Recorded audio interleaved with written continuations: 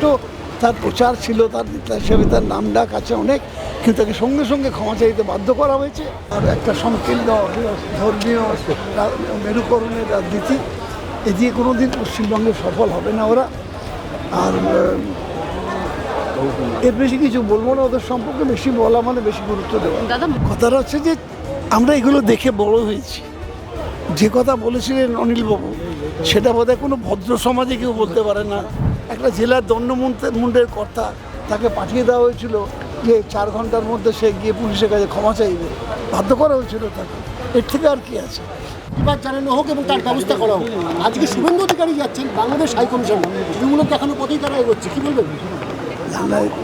Actually ওদের কোনো রাজনীতি আছে বলে আমার মনে হয় না খুব একটা। ওদের আমি আচরণ দেখছি বিধানসভার ভেতরে এবং বাইরে, প্রচার সর্বস্ব, আর একটা সংকীর্ণ ধর্মীয় মেরুকরণের রাজনীতি, এ দিয়ে কোনো দিন পশ্চিমবঙ্গে সফল হবে না ওরা।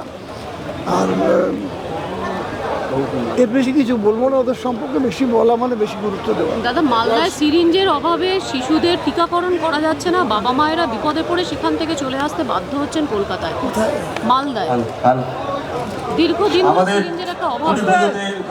খবর নিচ্ছেন নিশ্চিত, এটা জানা গেলে নিশ্চয়ই সঙ্গে সঙ্গে অ্যাকশন নেওয়া হবে। কোনো কারণে হয়তো সেটা কোনো বিশেষ কারণে পাওয়া যায়নি, খবরটা যখন এসে গেছে তখন নিশ্চয়ই চলে যাবে। তিনি আমাদের মধ্যে এসে উপস্থিত হয়েছেন। ইতিমধ্যেই আমাদের পুজোর প্রধান উপদেষ্টা রাজ্যের মাননীয় কৃষি এবং পরিষদীয় মন্ত্রী শ্রী শোভনদেব চট্টোপাধ্যায় মহাশয় এবং কলকাতা পৌরসভার মাননীয় মহানগরী সতর্কবার্তা দেওয়া হয়েছে শ্রী ফিরাজ মহাশয় যে একজন নেতা পুলিশ আধিকারিকের স্ত্রী বা মাকে নিয়ে এই ধরনের কুমন্তব্য করেন, সাধারণ মানুষকে কিন্তু পুলিশ তার বিরুদ্ধে ব্যবস্থা নেবে, তখন আপনাদের কি অবস্থা থাকবে? ইনস্ট্যান্টলি তাকে ক্ষমা চাইতে বাধ্য করা হয়েছে। যথেষ্ট তার প্রচার ছিল, তার নেতা হিসেবে তার নাম ডাক আছে অনেক, কিন্তু তাকে সঙ্গে সঙ্গে ক্ষমা চাইতে বাধ্য করা হয়েছে এবং তাকে চূড়ান্তভাবে সংযত করা হয়েছে যাতে ভবিষ্যতে এরকম কাজ না করে। ববি হাকিম বিনয় কোঙারের কথা বললেন, অনিল বাবুর কথা বললেন, সেই একই পথে কি তৃণমূল কংগ্রেস? Exactly not. কথাটা হচ্ছে যে আমরা এগুলো দেখে বড় হয়েছি। যে কথা বলেছিলেন অনিলবাবু, সেটা বোধহয় কোনো ভদ্র সমাজে কেউ বলতে পারে না যে মমতা বন্দ্যোপাধ্যায় হলে আমাদের বাড়ির মেয়েরা ছায়া খুলে দেখাবে পেছনটা, এই কথা বলেছিল। এর থেকে নোংরা কথা বলে আজ পর্যন্ত কেউ রাজনীতিতে বলতে পারেনি। কিন্তু শাস্তি ওনারও হয়নি, এনারও হচ্ছে না। শাস্তি তো হয়েছে।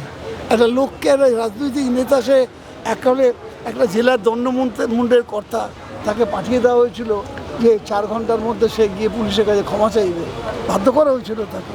এর থেকে আর কি আছে? তাকে সত্যাপন মেরে তার শাস্তি হয় না, তার যথেষ্ট তাকে শাস্তি দেওয়া হয়েছে।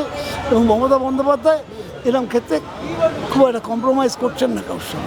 কিন্তু একটা প্রশ্ন তো উঠছে যে আজকে অনুব্রত মণ্ডল যে ধরনের মন্তব্য করে শুধু ক্ষমা চেয়ে বেঁধে যাচ্ছেন, কাল যদি কোনো সাধারণ মানুষ পুলিশের স্ত্রী বা বউকে বা মাকে নিয়ে এই ধরনের কোনো মন্তব্য করে, তাহলে সেক্ষেত্রে তো তাকে গ্রেপ্তার করা হবে। তাহলে সেক্ষেত্রেও কেন তখন আপনারা বলবেন না শুধু ক্ষমা চেয়ে ছেড়ে দিতে হবে? এইগুলো বলবেন না কেন? অহরহ এইসব ঘটনা ঘটছে, অহরহ।